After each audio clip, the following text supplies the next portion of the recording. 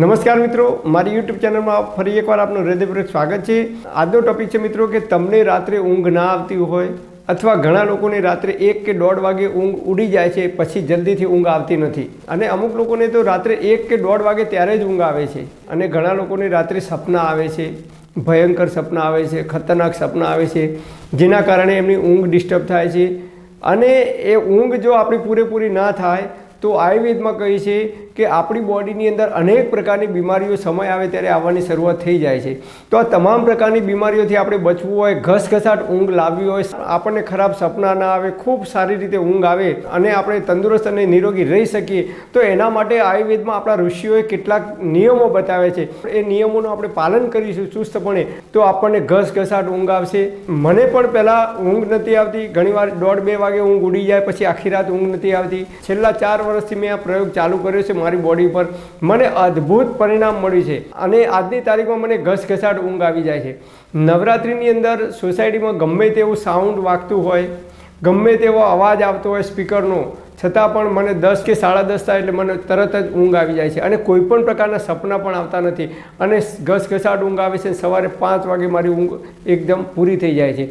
મેં આ પ્રયોગ મારી બોડી ઉપર કર્યો, મને અદ્ભુત પરિણામ મળ્યું, જે આપણા ઋષિઓએ આયુર્વેદના ગ્રંથોમાં એનું વર્ણન કરેલું છે અને તમે પણ આ નિયમોનું ચુસ્તપણે પાલન કરશો તો તમને 100% રિઝલ્ટ મળશે। તો શું કરવાનું છે? નંબર 1, સૌથી પહેલાં તો રાત્રે 10 વાગે, મોડામાં મોડા રાત્રે 10 વાગે આપણે સૂઈ જવાનો પ્રયત્ન કરવાનો અને રાત્રે સૂઈ જઈએ ત્યારે 30 મિનિટ પહેલાં આપણા રૂમની લાઇટ બંધ કરી દેવાની, મોબાઈલ બંધ કરી દેવાનો છે। આપણા રૂમની અંદર લાઇટ ચાલુ છે કે મોબાઈલની અંદર લાઇટ ચાલુ છે એટલે બોડીની અંદરથી જે ઊંઘ માટેના જે હોર્મોન્સ જે રિલીઝ થવા જોઈએ એ જલ્દીથી થતા નથી, એટલે તમારે જ્યારે પણ ઊંઘવું હોય ત્યારે 30 મિનિટ પહેલાં તમારા રૂમની લાઇટ બંધ કરી દેવાની, મોબાઈલ બંધ કરી દેવાનો। આ ટેવ તમે પાળશો તો 3-4 મહિના લાગશે સમય, પણ ધીમે ધીમે એની અસર થશે અને તમને રાત્રે 10 વાગે ઘસઘસાટ ઊંઘ આવવાની શરૂઆત થઈ જશે।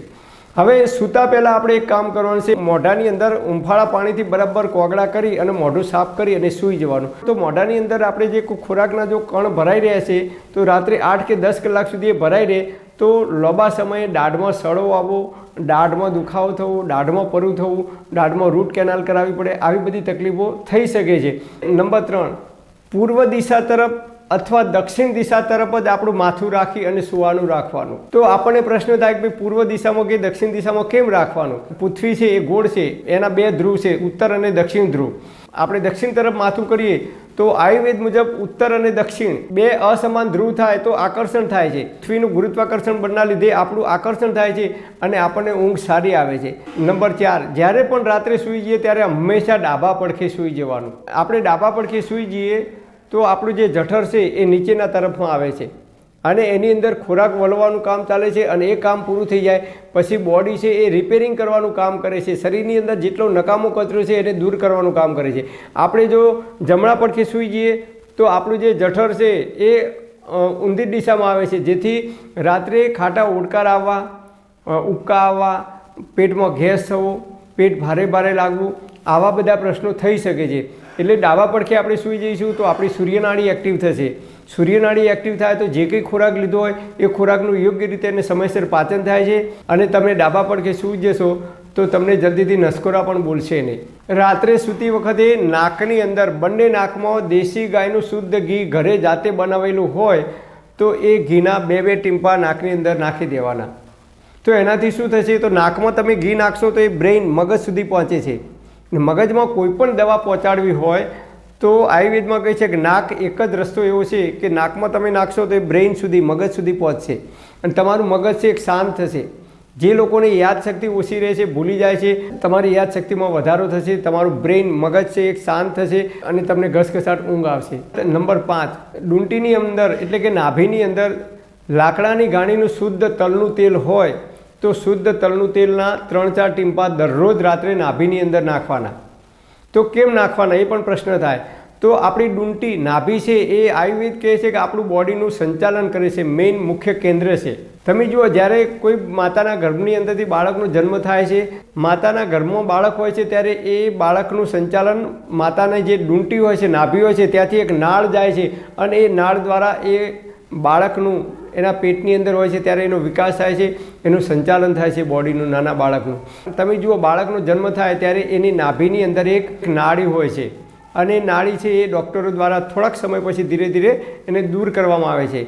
તો આયુર્વેદ કહે છે કે જો નાભી કમ્પ્લીટ હશે તો આપણે જલ્દીથી બીમાર નહીં પડીએ. તમે જુઓ, પેચોટી ક્યારેક ખસી જાય તો ઉબકા આવે, ઉલટી થાય, ગેસ થાય, એસિડિટી થાય, અપચો થાય, ખાવાનું પાચન ના થાય, આવી અનેક પ્રકારની સમસ્યાઓનો ભોગ આપણે બની શકીએ છીએ. નાભીની અંદર એક પ્રકારનું આકર્ષણ થાય છે. જે લોકો બંડી પહેરતા હોય એ લોકો સવારે આપણે ઉઠીએ, ડૂંટીની અંદર આપણે આંગળી નાખીશું તો ઝીણી જે બંડી પહેરતા હોય એ બંડીના રજકણો છે ઝીણા ઝીણા સફેદ, એ નાભીની અંદર ચોંટી જાય છે. મતલબ કે નાભી છે એ આકર્ષણ કરે છે. એટલે નાભીની અંદર તમે તલના તેલના ટીમ્પા નાખશો તો એનું આકર્ષણ થાય છે, ધીમે ધીમે એ શોષાય અને આખા બોડીની અંદર એનું શોષણ થાય છે અને બોડીની અંદર અદ્ભુત પરિણામ આપે છે.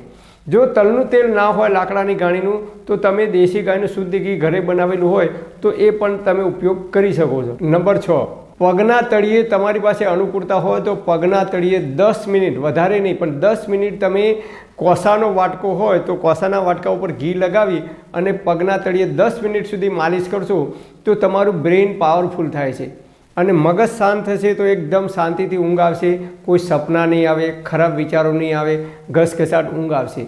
પગના તળિયે 10 મિનિટ ગાયના ઘીની કોસાના વાટકાથી માલિશ કરવાની છે. નંબર 7, સવારે જ્યારે ઉઠીએ ત્યારે સૌથી પહેલાં 2 હાથ મસળવાના, બરાબર.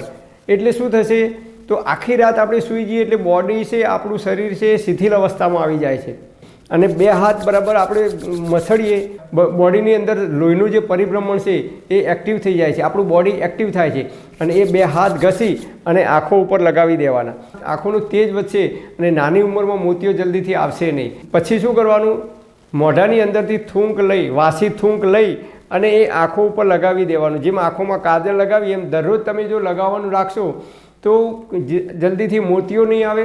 અને જે લોકોને, જે બાળકોને નાની ઉંમરમાં ચશ્મા આવ્યા છે એમના ચશ્માના નંબર છે ધીમે ધીમે ઓછા થઈ જશે. પણ આ પ્રયોગ નિયમિત કરવાનો છે. 10 દિવસ 15 દિવસ આપણે કરીએ કે મહિનો કરીએ પછી બંધ કરી દઈએ તો એની કોઈ અસર નહીં થાય. કન્ટિન્યુ કાયમ માટે આ પ્રયોગ તમે ચાલુ રાખશો તો જ આની અસર સૌથી વધારે થાય છે. એ પછી થૂંક લગાવ્યા પછી ફરીથી 2 હાથ આ રીતે ઘસવાના અને પછી ફરીથી આંખો ઉપર લગાવી દેવાના તો આંખોની રોશની છે એ તેજ થાય છે. પછી નાક ઉપર આંગળી રાખવાની. 3 નાડી છે, ઈડા, પિંગળા અને સુષુમ્ના. એટલે ઈડા અને પિંગળા એટલે કે ચંદ્ર નાડી અને સૂર્ય નાડી.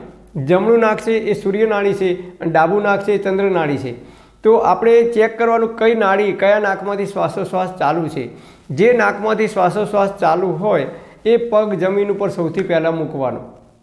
તો એનાથી આપણું માઇન્ડ પાવરફુલ થાય છે. ઉઠ્યા પછી શું કરવાનું, સૌથી પહેલું કામ કરવાનું, 1 ગ્લાસ ઉંફાળું પાણી કરવાનું, ગરમ ઉંફાળું પાણી. જેટલું ચા ગરમ પી શકીએ એટલું ગરમ ઉંફાળું પાણી ઊભા પગે બેસીને, જેમ ઇન્ડિયન ટોયલેટમાં બેસીએ એ રીતે ઊભા પગે બેસી મોઢામાં ફેરવીને ધીમે ધીમે 5 મિનિટ જેટલો સમય લાગવો જોઈએ. 1 ગ્લાસ પાણી પીતા એ પાણી ધીમે ધીમે ગુંડળે મોઢામાં ફેરવીને પીવાનું છે. એનાથી શું થશે તો એનાથી પેટ સાફ થશે, કિડનીમાં પથરી જલ્દીથી નહીં થાય, આપણી કિડની સાફ થશે અને જે લોકોને પ્રેશર નથી આવતું, ટોયલેટ નથી થતું, મળ ત્યાગ કરવામાં અદ્ભુત પરિણામ આપે છે. પણ આ પ્રયોગ નિયમિત કન્ટિન્યુ ચાલુ રાખવો પડે. 15-20 દિવસ ચાલુ રાખીને પછી બંધ કરી દઈએ તો એની કોઈ અસર નહીં થાય. એ પછી તમારે જો ઉકાળો તમે પી શકતા હોય અઠવાડિયામાં 1 વખત અથવા 2 વખત તો 1 ગ્લાસ પાણી લેવાનું, એની અંદર 1 નાની ઇલાયચી, 1 લવિંગ, 3 કાળા મરી, ટુકડો આદુ, ટુકડો લીલી હળદર અને તમારી પાસે ગળો હોય, લીમડા ઉપરની ગળો હોય જેને હિન્દીમાં ગિલોય કહેવામાં આવે તો ગળોનો 1 નાનો ટુકડો, નાના ટુકડા કરી એની અંદર નાખી દેવાનું અને પછી એને બરાબર ઉકાળવાનું. ચોથા ભાગનું પાણી વધે પછી એ ઉકાળો ધીમે ધીમે મોઢામાં ફેરવીને પી જવાનું. તો એનાથી શું થાય, શરીરમાં જે લોકોને શરીરમાં અશક્તિ આવે છે, ઝીણો તાવ આવે છે, વારંવાર બીમાર પડે છે, ઋતુ બદલાય અને તરત જ એમને તાવ આવે છે, શરદી થાય છે, ઉધરસ થાય છે, કફ થઈ જાય છે, આમ અને વાયરલ ઇન્ફેક્શન વારંવાર થાય છે કે કોઈપણ પ્રકારની એલર્જી થાય છે તો એ તમારી એલર્જી કાયમ માટે દૂર થશે. કારણ કે આ બધી વસ્તુનો ઉકાળો પીવાથી કેન્સરના કીટાણુઓને પણ મારવાની અદ્ભુત તાકાત આ ઉકાળાની અંદર રહેલી છે. તો અઠવાડિયામાં 1 કે 2 વખત તમે શનિ રવિ રજા હોય તો 2 દિવસ આપણે થોડો થોડો પીવાનો છે. ચા પીવાનો જે કપ છે એનો ચોથા ભાગનો કપ છે એટલો જ આપણે ઉકાળો પીવાનો છે. અને એ ઉકાળો પીધા પછી તમે 40 મિનિટ પછી તમારે ચા નાસ્તો જે કંઈ કરવું હોય કરી શકો છો. ઓછામાં ઓછી 40 મિનિટ અથવા 1 કલાક પછી તમે કરશો તો એ વધારે ઇફેક્ટ કરશે. તમારે જ્યુસ પીવો હોય તો ગ્રીન જ્યુસ પીવાનો. એની અંદર થોડી કોથમીર, થોડોક ફુદીનો, લીલી હળદર હોય તો કટકો લીલી હળદર, કટકો આદુ, કપૂરી પાન હોય જે આપણે પાન ખાઈએ છીએ કપૂરી પાન હોય તો એક કપૂરી પાન, લીલી મેથીના પાન હોય તો લીલી મેથી, આમળું હોય તો એક આમળું એની અંદર તમે ઉમેરી શકો છો. આ બધાનો રસ મિક્સરની અંદર રસ કાઢી એની અંદર થોડુંક લીંબુ નીચોવી દેવાનું અને પછી એ તમે જ્યુસ પી જાઓ. અઠવાડિયામાં 2 વખત તમે આ જ્યુસ પીશો અને આ ઉકાળો પીશો તો આપણી બોડીમાં જેટલી પણ બીમારીઓ છે, બોડીની અંદર ગાંઠ હોય, ટ્યુમર હોય, રસોલી હોય કે કેન્સરના કોષો એક્ટિવ થયા હોય કે કિડની ઉપર પ્રોબ્લેમ હોય કે લીવરનો પ્રોબ્લેમ હોય કે ડાયાલિસિસ કરાવતા હોય, આ તમામ પ્રકારની બીમારીઓની અંદર આયુર્વેદમાં કહે છે કે અદ્ભુતમાં અદ્ભુત પરિણામ આપે છે. તો આ રીતે અઠવાડિયામાં 2 વખત તમે આનો પ્રયોગ કરી શકો છો. પણ હા મિત્રો, તમારે કોઈ ડૉક્ટરની કે વૈદ્યની દવા ચાલતી હોય કે લાંબા ગાળાની કોઈ બીમારી હોય કે પ્રેગ્નન્ટ મહિલાઓ હોય તો તમારે ડૉક્ટર કે નિષ્ણાત વૈદ્યની સલાહ લીધા પછી આ પ્રયોગ કરવા માટે વિનંતી. પરમપિતા પરમાત્મા આપ સર્વેને તંદુરસ્ત અને નિરોગી રાખે એવી હૃદયપૂર્વક મારી પ્રાર્થના. Thanks for watching my video. Thank you.